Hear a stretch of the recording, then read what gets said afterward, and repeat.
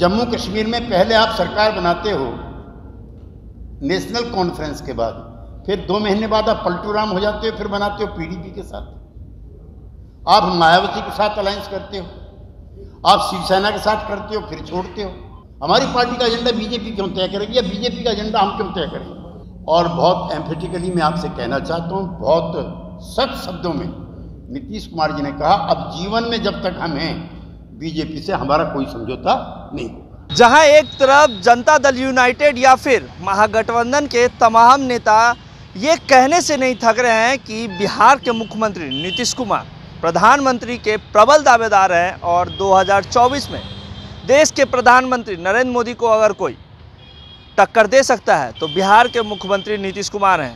लगातार तमाम नेता ये नारेबाजी भी लगाते हैं। मुख्यमंत्री जब जेडीयू दफ्तर पहुंचते हैं तो नारेबाजी भी होती है कि 2024 में देश का प्रधानमंत्री मुख्यमंत्री नीतीश कुमार को होना चाहिए।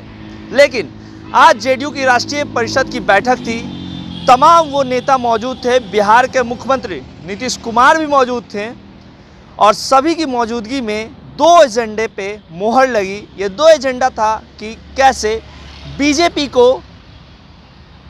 देश से हटाना है और वहीं जो नीतीश कुमार हैं वो प्रधानमंत्री के जो दावेदार हैं, जो सवाल मीडिया में उठ रहे हैं कि क्या नीतीश कुमार 2024 में प्रधानमंत्री कैंडिडेट हैं, उस पर भी सीधे शब्दों में पार्टी के बड़े नेताओं ने, नीतीश कुमार ने भी ये कह दिया कि नहीं, हम प्रधानमंत्री के दावेदार नहीं हैं, हम तमाम विपक्षी पार्टियों को एकजुट करेंगे ताकि 2024 में बीजेपी से मुकाबला टक्कर की होगी। आपको बता दूं कि जेडीयू के राष्ट्रीय महासचिव केसी त्यागी प्रेस कॉन्फ्रेंस करते हैं।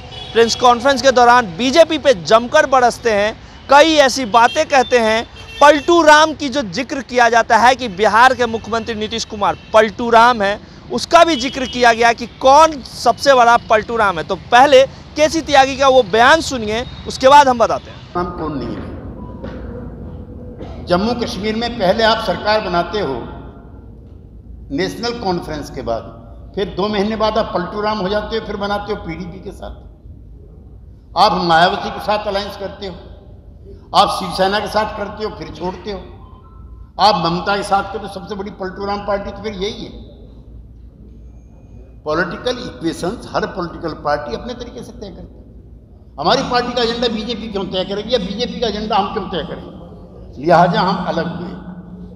और बहुत एम्फेटिकली मैं आपसे कहना चाहता हूँ, बहुत सख्त शब्दों में नीतीश कुमार जी ने कहा, अब जीवन में जब तक हम हैं बीजेपी से हमारा कोई समझौता नहीं होगा।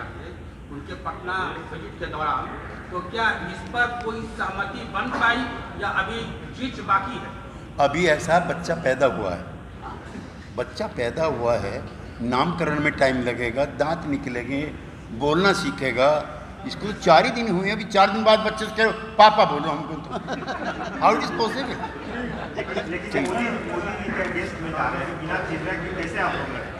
इसके पहले का इतिहास देखिए 77 का आपको याद है, मेरे याद है, कोई हमारा नेता नहीं था, जेपी नेता नहीं था, he was the guide philosopher of the movement. अच्छा 97 में जिसमें मैं भी एमपी रहा हूँ, वीपी सिंह जी के टाइम पे भी हम लोग तो कहते थे वीपी सिंह को, लेकिन क्या चंद्रशेखर जी के लोग मानते थे क्या?